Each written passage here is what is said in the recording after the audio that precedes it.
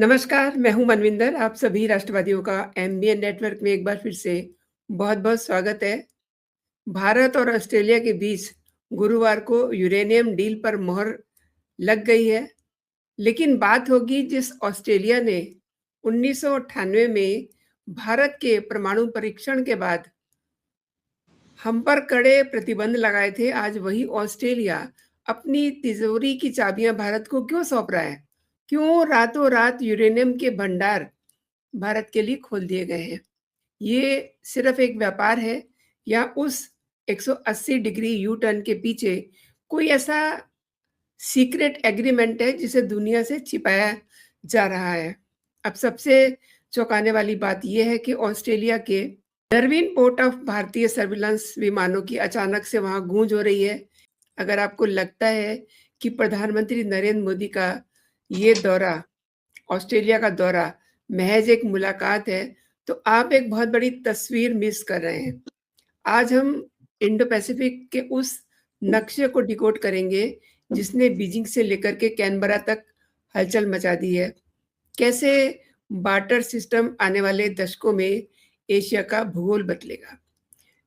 मेरे साथ जुड़ चुके हैं अमेरिका से सामरिक विषयों के जानकार और लेखक आदित्य सत्संगी जी। आदित्य जी नमस्कार, बहुत-बहुत स्वागत है आपका। नमस्कार, नमस्कार। आपको, आपके दर्शकों को मेरा प्रणाम और बहुत वापस बुलाने के लिए बहुत-बहुत धन्यवाद। आदित्य जी, 1998 में पोखरण के बाद ऑस्ट्रेलिया भारत का सबसे बड़ा आलोचक था। आज अचानक ऐसा बदला कि वो सारा यूरेनियम भारत को सौंपने को तैयार है। क्या इसके पीछे कोई न्यूक्लियर डील है जो कागजों से बाहर नहीं आ रही है या हमको दिखाई नहीं दे रही है? देखिए, ऑस्ट्रेलिया अपने सर्वाइवल के लिए कर रहा है। आपको एंग्लो सैक्सन इतिहास पता है। एंग्लो सैक्सन इतिहास और इस्लामिज़्म का इतिहास सेम है। ये जिस ज़मीन पे जाते हैं उसको नोच के खा जाते हैं। तो ऑस्ट्रेलिया की पॉपुलेशन बहुत ही कम है, 2.5 करोड़ है। और 2.5 करोड़ लोगों के सर्वाइवल भी वो मैनेज नहीं कर पाते हैं। सोचिए, इतना मिसमैनेजमेंट है। ओके? और तो उनका काम क्या होता है, ऑस्ट्रेलिया के जो संसाधन है, पहली बात तो इलीगल कॉलोनी है। 1606 में डच सेटलर्स आए थे और उसके बाद 1787 में 87 में जब ब्रिटेन को जेल्स नहीं मिल रही थी अमेरिका में बिकॉज अमेरिकन सिविल वॉर, 1776 में अमेरिका इंडिपेंडेंट हुआ through British control, king of James. तो उसके बाद वहां पे जेल्स बनाई गई थी। तो 11 पहले शिप्स आए थे न्यू साउथ वेल्स में। 1606 में डच पहुंचे थे वहां पे। ओके, जहां भी डच पहुंचते हैं, स्पेनिश पहुंचते हैं, अंग्रेज पहुंच जाते हैं। ये इतिहास आप मानिए। उसके बाद जो उन्होंने अत्याचार किया अबॉरिजिन्स पे, जो पाकिस्तान हिंदुओं के साथ करता है या बांग्लादेश हिंदुओं के साथ करता है, उतना ही या उससे बदतर। है ना? उनको पेड़ पौधों के हिसाब से माना जाता था। इनको काट डालो, पेड़ पौधे आप काट रहे हो। ये लॉ था रिसेंटली 1956 तक। ये बहुत ही रिसेंट इतिहास है। तो ऑस्ट्रेलिया को अब चीन से बेचेगा तो प्रॉब्लम हो जाएगी, बिकॉज चीन उसका एक ब्रिटिश के लिए एनिमी बना के रखा हुआ है, ब्रिटिश ने और अमेरिकन ने। तो चीन को बेचेगा तो प्रॉब्लम हो जाएगी। तो चीन की बजाय वो डाइवर्सिफाई कर रहे हैं और the biggest consumer is Bharat uranium का। तो जो आप बोल रहे थे 1998 के बाद अब तक जो ऑस्ट्रेलिया का चेंज हुआ है, वो क्या है कि मांगता क्या ना करता। तो मोदी जी ने विद इट्स एक्सपर्ट डिप्लोमेसी, क्योंकि क्या होता है ना, जो आसुरिक दिमाग होता है उसको सिर्फ अपनी तारीफ अच्छी लगती है। जो धार्मिक दिमाग होगा उसको अपनी बुराई अच्छी लगती है कि मेरे अच्छी है तो मुझे मत बताओ, मेरा घमंड बढ़ेगा। मेरी कुछ बुराइयां बताओ ताकि मैं अपने घमंड को कंट्रोल कर सकूं। दोनों फर्क होता है। तो आप में से जो भी धार्मिक प्रवृत्ति सोचते हैं, बोलते हैं यार इतनी तारीफ मेरी मत करो, मेरा घमंड बढ़ जाएगा। एंग्लो सैक्सन में ऐसा नहीं है। अधर्मी पॉपुलेशन है, पूरी अधर्मी पॉपुलेशन, आसुरिक है। तो उनको जितना आप ग्लोरीफाई करेंगे उतना वो हवा में चढ़ते हैं, बिकॉज वो उनकी दुनिया होती है फेस वैल्यू पे। जो आप दिखता है, जो आप बोलते हैं उसको सच मान लेते हैं वो, क्योंकि उनको चर्च ने ऐसे ही सिखाया है। तो मोदी जी और भारत ने देखिए हम लोग हमारे जो भारत की फॉरेन पॉलिसी में बड़ा बड़ा गर्व होता है कि हम लोग सच्चाई के रास्ते पे चलते हैं और जेन्युइन रहते हैं। मैं चाहता हूँ कभी कभी नॉन जेन्युइन हो, ऐसा नहीं चाहता हूँ कि हर समय हम सच बोलें। कभी कभी बोलता हूँ भाई छोड़ दो यार थोड़ी देर के लिए सच को, लेकिन हमारी तो क्या बोलते हैं, हमारा डीएनए ऐसा है कि हम सच ही बोलते हैं हमेशा। तो मोदी जी ने जेन्युइन तरीके से डिप्लोमेसी में इनकी तारीफ करी for whatever good they can show, which is the right thing to do for a leader. हमारे जैसे लेखकों का काम है कि गड़े मुर्दे उखाड़ना कि क्या था एक्चुअली में, ये हमारा काम है। So but very positive foreign policy. तो उन्होंने उस बात को ऑस्ट्रेलिया की, उन्होंने जो एंथनी अल्बनीज हैं, अल्बनीसी एक्चुअली नाम है, अल्बनीसी जो है उनका उन्होंने जेन्युइन तारीफ किया। विक्टोरिया के प्रीमियर का तारीफ किया, फिर मेलबोर्न, सिडनी, हर जगह वो प्राइम मिनिस्टर जा रहे हैं एंथनी अल्बनीसी। और देखिए एक तरीके से पूरी दुनिया चर्च से रूठ गई है, चर्च की खोखलापन सबको पता लग गया है। तो ऑस्ट्रेलिया में भी योग बढ़ रहा है, लेकिन रेसिज्म भी बहुत ज्यादा है चर्च के द्वारा। प्रोटेस्टेंटिज्म चर्च, कैथोलिज्म चर्च, इनके द्वारा रेसिज्म ज्यादा है, जबकि ब्रिटिश कॉलोनी है वहाँ प्रोटेस्टेंटिज्म ज्यादा होगा।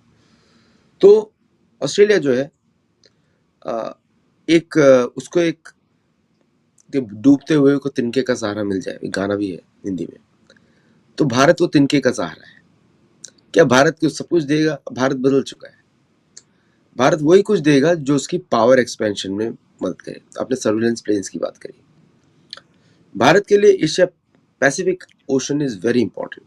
एक तरीके का हिडन एग्रीमेंट है भारत और अमेरिका के बीच में कि हम एशिया में नहीं आएंगे, आप उधर मत आना। बट भारत एक बॉर्डर सेटअप कर रहा है, फिजी, न्यूजीलैंड, ऑस्ट्रेलिया, इंडोनेशिया और फिलीपींस, वियतनाम। तो एक उसने अदृश्य बाउंड्री सेटअप कर दी है। आप जो नक्शा दिखा रहे हैं न्यू साउथ वेल्स किधर है आपको दिख रहा है, वहां पे कुक आए थे, जहाँ पे एक ट्रैवल एजेंसी चलती है, थॉमस कुक ट्रैवल एजेंसी। वो खूनी आदमी था, दरिंदा आदमी था वो, है ना। उसके नाम पे मैं उससे कभी टिकट बुक नहीं कराता, क्योंकि वो खून, उसका इतिहास मुझे मालूम है कौन है वो। दरिंदा था वो, दरिंदा। बट एनीवे सारा ब्रिटिश इतिहास ही ऐसा है, दरिंदों का ही है। तो न्यू साउथ वेल्स से पहले एंटर किया था वो, साउथ तरफ से तस्मानिया जो आइलैंड छोटा दिखता है एक, वो दिखता तस्मानिया, वहां पे एंटर किया था वो। तो और बीच का ऑस्ट्रेलिया तो पूरा खाली है। वेदों में इसका नाम है शालमली, सुग्रीव के अनुसार। सो ये जो एग्रीमेंट हुए हैं यूरेनियम के ऊपर, डिफेंस बेसिस शेयरिंग करने के, ऑस्ट्रेलियन मिलिट्री बहुत ही छोटी मिलिट्री है, वो बस साइड्स था, इससे ये एक्स्ट्रास में गिने जाते हैं, एक्स्ट्रास में। इनमें लड़ने की भी कोई कैपेसिटी नहीं होती उनके सामने। मतलब कि आप सोच लीजिए कि भारत की 2 brigade is enough for the entire Australia. दर्शकों को अंदाजा होना चाहिए कि भारत बहुत शक्तिशाली देश है। वो तो हम अपनी गलतियां ढूंढते रहते हैं क्योंकि हमारा धार्मिक स्वभाव है। अगर भारतीय सेना किसी और देश की होती, मैं बताता हूँ, पूरे देश में आक्रमण करती रहती, क्योंकि टर्की की तो छोटी सी आर्मी है, वो भी गुब्बारा फुला के फूलते रहते हैं। और कितना दादागिरी दिखाते हैं। और भारत की सेना इतनी बड़ी है कि भारत की पश्चिमी पाकिस्तान को तुमको समझते नहीं है, पाकिस्तान की सीमा क्रॉस करके पूरा मिडिल ईस्ट अगर हम कवर कर दे तब भी हम बढ़े, in both fire power as well as man power. Same is the category on the east side up to Vietnam, सबको मालूम है, वो तो बोलते नहीं है ज्यादा। तो ऑस्ट्रेलिया के साथ जो डील है वो मल्टीपल फेसेटेड है। एक तो उनके संसाधनों को खरीदना, जो भारतीय इंडस्ट्री डेवलपमेंट बात होगी। आपको याद होगा पिछला एंथनी अल्बनीजी के ट्रिप के बाद उससे ऑस्ट्रेलिया में 2000 जॉब्स क्रिएट हुई हैं, 2000। ऑस्ट्रेलिया का जो एजुकेशन सेलिंग इंडस्ट्री है, ये शिक्षा तो नहीं देते हैं, बेचते हैं ये बकवास को। शिक्षा तो हमारे वेदों में है, पुराणों में है। तो वो जो सेलिंग इंडस्ट्री है which earns 35% of Australian economy is money, और सारा भारतीय से आता है। मैं बोलता हूँ कि क्यों भाई तुम लोग भारत की यूनिवर्सिटी में अपने इतने लोन्स ले लेके जाते हो ऑस्ट्रेलिया, वहाँ क्या मिलने वाला, वहाँ जॉब्स नहीं है, वहाँ पे स्टारबक्स में काम करना पड़ेगा, वहाँ के उनके गाय के मांस के बर्गर फ्राई करने पड़ेंगे। सोचो इसको। कि तुम अपना धर्म भ्रष्ट करोगे कि ऑस्ट्रेलिया जाओगे। बट एनीवे, ये सब ऑस्ट्रेलिया को बहुत फायदा है भारत से। Australian free trade agreement with India is net positive for Australia, इसीलिए तो बिच गए हैं। क्योंकि एंग्लो सैक्सन्स के बारे में कहावत होती है, when the money talks bullshit walks. ये मैं नहीं बोल रहा हूँ, इनकी मूवी में डायलॉग है ये ट्विंस मूवी का डायलॉग है, आर्नोल्ड श्वार्ज़नेगर, डेव डेविटो। तो ये जो ऑस्ट्रेलिया है, ये बहुत खुश है भारत से, क्योंकि ऑस्ट्रेलिया को बचा लिया भारत ने, सेव कर लिया। अगर ये भारत का एक स्टेट होता, it would be poorer than Kerala. इसमें कुछ है ही नहीं इसके अंदर like there is no productivity नहीं है। मैंने ऑस्ट्रेलिया बहुत घूमा है, so I know Australia inside out.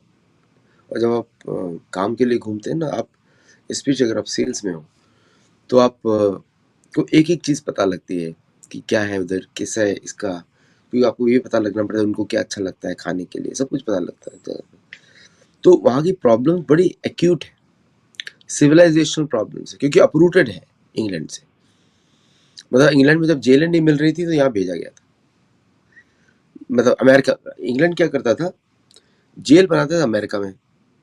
जब अमेरिका का 1776 के बाद फ्रीडम का मूवमेंट शुरू हुआ from the church, English church, तो उन्होंने शिप्स को इधर भेजना शुरू कर दिया। इसको बोलते हैं ला ऑस्ट्रालिस, डाउन अंडर। एक इंग्लिश में वर्ड होता है कंडेम्ड प्लेस, ये बोलते हैं वो ब्रिटिश लोग। तो जब एशेज सीरीज शुरू हुई तो वही था, क्या एक इंग्लिश का इनका कहावत होता है, ऐश टू ऐश करके होता है, तो ऐश टू ऐश वाली कहानी है। और आदित्य जी, प्रधानमंत्री अपने भाषण में बोल रहे थे, आप भी शायद उसी भाषण को सुन रहे थे, कि उन्होंने जिक्र किया ऑप सिंदूर का, और उसके बाद वहाँ पर मोदी मोदी के आवाज़ें आनी शुरू हो गई। एंड मोदी जी की ये जो यात्रा है, इसको रणनीतिक चाल कहा जा रहा है। तो क्या हम एक नए इंडो पैसिफिक अलायंस की ओर बढ़ रहे हैं, जहां ऑस्ट्रेलिया भारत के लिए एक अनसिंकेबल एयरक्राफ्ट करियर की भूमिका निभाएगा क्या? देखिए, thanks to Modi ji, it's the beginning of Indian century. Indian ocean region में कोई भी देश टिक नहीं सकता एक्सेप्ट इंडियन नेवी। मैंने कल ही एक शो बनाया था, और इंडियन ओशन रीजन का जो ईस्टर्न पार्ट है वो ऑस्ट्रेलिया है। ऑस्ट्रेलियन नेवी या कोई भी किसी की में मिलिट्री, ये सब मिलिट्री से चलता है। और अब हमको कोई भी अमेरिकन नोमेनक्लेचर यूज़ करने का ज़रूरत नहीं है, बिकॉज आई थिंक हमको मालूम है कि we are the power source, या हम बड़ा इकोनॉमी बनने जा रहे हैं। तो पहली बार इंडिया अपनी मसल्स फ्लेक्स कर रहा है। आप सोचिए कि इंडिया के 2 फ्रिगेट्स अगर 32 ब्राह्मोस मिसाइल्स के साथ जाएं तो वेस्टर्न ऑस्ट्रेलिया खत्म। इनकी जो सो कॉल्ड सिविलाइजेशन बना है, मैं उसको कॉर्पोरेट जेल्स बोलता हूँ, कंक्रीट जेल्स बोलता हूँ, वो खत्म हो जाएगा। और ये स्वयं भी भारत में जुड़ना चाहेंगे, बिकॉज इनको भारत से बहुत फायदा है। ओके, तो मोदी जी जो Indian ocean rim countries, IOR is the focus of India, और मैं तो चाहता हूँ थोड़ा और बढ़े, फिलीपींस को भी कवर करें, लेकिन जापान को भी कवर करें। तो Japan, India, Indonesia, these are the 3 pillars of that strategy, not Australia. क्योंकि ऑस्ट्रेलिया जो है ब्रिटिश क्राउन के अंडर है, उसका गवर्नर जनरल है। तो और ब्रिटेन आपको मालूम है कैसे बिगड़ैल देश है, फटीचर है, लेकिन उसको फिर भी घमंड बहुत है कुछ है नहीं, खाने के लिए कुछ नहीं है, ऊपर से खालिस्तानी भरे हुए हैं। सबसे मुझे मजा आया, खालिस्तानी 4 ही थे वहाँ पे 30,000 के स्टेडियम में। जी। तो उनका नाम ही है खालिस्तानी, तो खाली जगह पे खड़े हुए थे। तो दिस वाज तो एक तरीके का मैसेज है ऑस्ट्रेलिया को भी, अपनी बदमाशियां बंद करो। नहीं तो देखिए क्या होता है, जब आप किसी की चीज़ें खरीदते हो अगर आपने रोक दिया वहाँ पे, क्या होगा? The other country will collapse, क्योंकि पैसा वहाँ से मिल रहा है। ऑस्ट्रेलिया के पास कुछ बेचने के लिए ही नहीं है। क्या बेचेगा वो? 2.5 करोड़ लोग हैं, क्या बेचेगा, क्या खरीदेगा, क्या खाएगा? अगर ऑस्ट्रेलिया को ब्रिटेन बंद कर दे एड देना, या ऑस्ट्रेलिया अमेरिका बंद कर दे, इनडायरेक्ट एड देते हैं, ऑस्ट्रेलिया हैज नथिंग, नथिंग। आपको मालूम है किस तरह ऑस्ट्रेलिया न्यूक्लियर अटैक सबमरीन बनाने जा रहा है with the French help, sorry American help. वो भारत के लिए खतरा है, न्यूक्लियर अटैक सबमरीन। अब देखिए, इतने छोटे से 2.5 करोड़ के देश को न्यूक्लियर अटैक सबमरीन क्यों चाहिए? क्यों चाहिए? जबकि वो सिर्फ ब्रिटिश कॉलोनी है, ब्रिटिश एक्सटेंशन है, वो इंडिपेंडेंट देश भी नहीं है ना। वहाँ पे आपको क्वीन का रिप्रेजेंटेटिव आपने देखा, governor general prime minister Modi को मिलने आई थी। और तो इसलिए Australia needs India more than anyone else right now. चीन पे वो क्यों नहीं ट्रस्ट करना चाहते हैं? बिकॉज ये बड़े दे आर स्केर्ड कि China can arm twist them, जो अब तक करता है। लेकिन फिर भी चीन के विरुद्ध कोई एक्शन नहीं ले सकते, क्योंकि Chinese navy on paper tiger है, can do damage to Australian economic interest in Sydney. आपने आदित्य जी ड्रैगन की बात की है, चाइना की बात की है, तो ये भी खबरें आ रही हैं कि इस दौरे में जो डिफेंस टेक और सैटेलाइट डेटा शेयरिंग को लेकर के कुछ ऐसे समझौते हुए हैं, जो सीधे तौर पे चीन की यू कैन से समुद्री जो घेराबंदी है, उसको काटेंगे। तो इस ग्लोबल पावर गेम में भारत का पलड़ा कितना भारी है? देखिए, आइडियली चीन तो भारत से लड़ना नहीं चाहिए आइडियली, लेकिन चाइनीज कम्युनिस्ट पार्टी को उकसाया जाता है, भी उसके सारे बच्चे पढ़ रहे हैं अमेरिका में, कि आप भारत के साथ बॉर्डर को लाइव रखो। थोड़ी बहुत उनके सद्बुद्धि आ रही है, क्योंकि एंग्लो सैक्सन किसी के साथ आज तक खड़ा नहीं हुआ है, अपने लोगों के साथ भी नहीं खड़ा हुआ है। एंग्लो सैक्सन अपने परिवार के साथ भी खड़ा नहीं होता है। तो थोड़ी बहुत सद्बुद्धि आ रही है चाइना में, लेकिन फिर भी चाइना बहुत बदमाशी करता है फॉर ट्रेड। चाइना भारत के विरोधियों को आर्म करता है, बांग्लादेश में करता है, पाकिस्तान में करता है, फिर वो जगह जगह घुसने की कोशिश करता है फॉर कोर्सिव ट्रेड पॉलिसीज। आपको बड़ा इंटरेस्टिंग लगेगा कि भारत प्रधानमंत्री मोदी ने इस ट्रिप में सिंगापुर को स्किप किया। बड़ा इंटरेस्टिंग होगा कि सिंगापुर क्यों स्किप किया। तो बिकॉज सिंगापुर तो पहले हिंदू राष्ट्र था, जयवर्धनम 4 का राज्य था।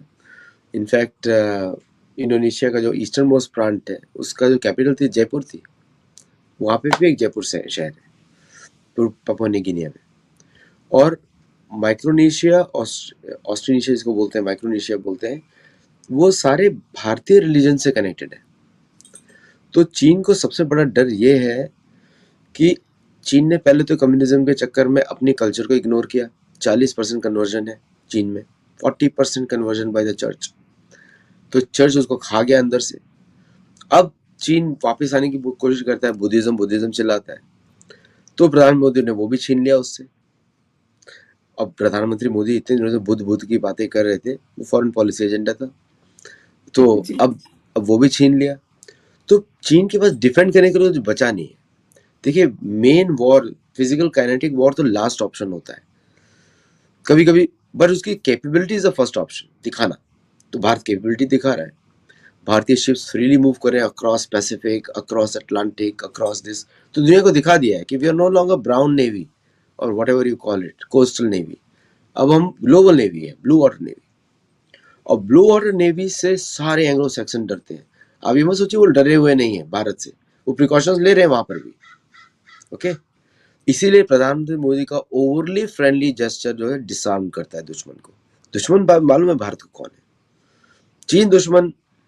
चीन को तो आपको हाथ पैर से पिटाई करनी पड़ेगी और कुछ नहीं, चारा नहीं उसके अलावा। लेकिन जो स्ट्रेटेजिक गेम्स खेलते हैं, they are the bigger enemies of Bharat, और ये लोग हैं। तो भारत ने पैसिफिक डोर ओपन करके साउथ अमेरिका को डोर ओपन किया है, जहां पे South America is the most Indian friendly population. Venezuela का आप एक्शन देखें, भारत ने कैसे 14,000 किलोमीटर जाके उसको सप्लाई किया।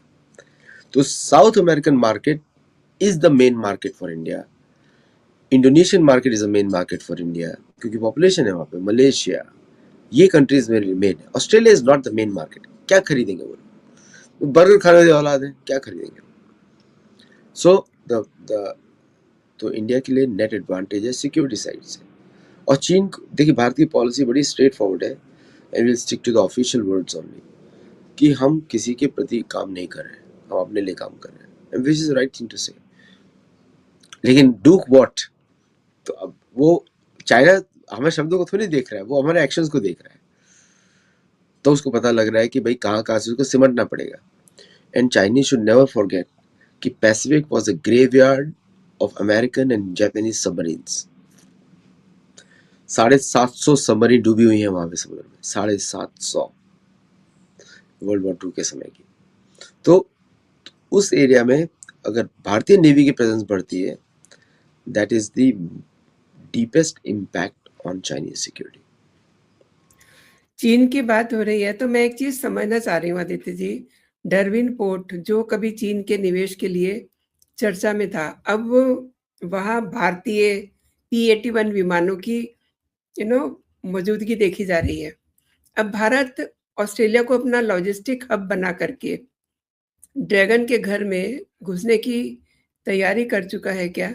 और आने वाले दशकों में क्या हम एशिया का भूगोल बदलता हुआ देखेंगे? देखिए चाइनीज ऑस्ट्रेलियन, मैंने पहले बताया ना, ऑस्ट्रेलियन फोर्सेस बड़े कमजोर फोर्सेस है। पेपर पे जो भी दिखा दे, नंबर्स नहीं है मैनेज करने के लिए।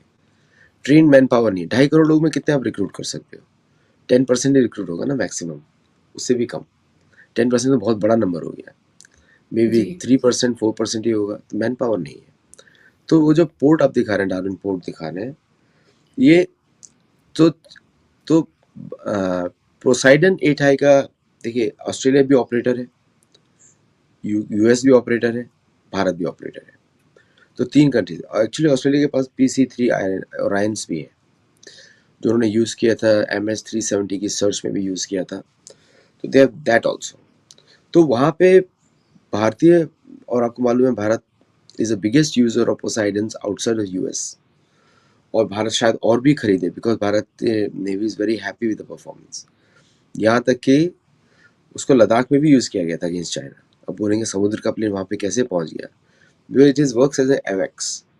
अब भारत का खुद का नेत्रा भी आ रहा है, बट उसका रीच इतना नहीं है कि वहाँ जाके पहुँच जाए। बट थिंग स्टिल, जो बैटलफील्ड मैनेजमेंट में Poseidon is one of the best maritime aircraft in the world, दुनिया में। मतलब कि सबमरीन्स की खैर नहीं, तो सबमरीन हंटिंग ग्राउंड्स को प्रिपेयर किया जा रहा है, क्योंकि सबमरीन्स का डेफिनेटली पाथ होता है। लोग बोलते हैं कि भाई वो ऐसे निकल सकता है, टोपोग्राफी नहीं नहीं नहीं।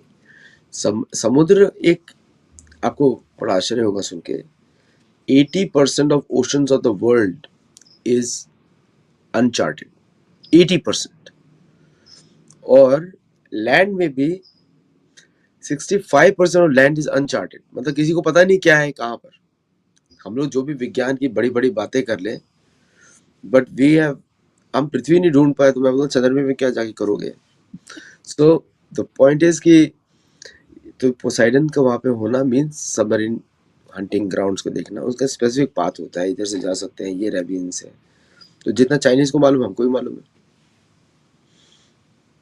और एक छोटी-सी टिप्पणी चाहूँगी, क्या भारत अपनी ऊर्जा सुरक्षा के बदले ऑस्ट्रेलिया को इंडो-पैसिफिक में सिक्योरिटी देने की गारंटी दे रहा है क्या?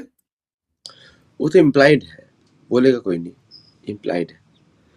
सेम वो भी, भारत भी बोलेगा कि भाई हमको कुछ इश्यूज पड़ा तो वे विल यू स्टैंड चीन के विरुद्ध, और वो भी। तो those will be tactical decisions. मुझे पता नहीं कि उसमें कितना एग्रीमेंट्स होते हैं। मुझे तो नहीं लगता एंग्लो सैक्सन कभी भारत को हेल्प करेंगे, because I am seeing there, बोलते हैं ना उर्दू का वर्ड है फितरत, उनकी फितरत में नहीं। बहुत सही कहा आपने, और आपने इस विषय पे मेरे दर्शकों को बहुत ही विस्तार से जानकारी दी है। आदित्य जी, आपने मेरे लिए समय निकाला, मेरे दर्शकों के लिए समय निकाला। बहुत-बहुत धन्यवाद आपका। जय हिंद, जय भारत। जय हिंद, जय भारत।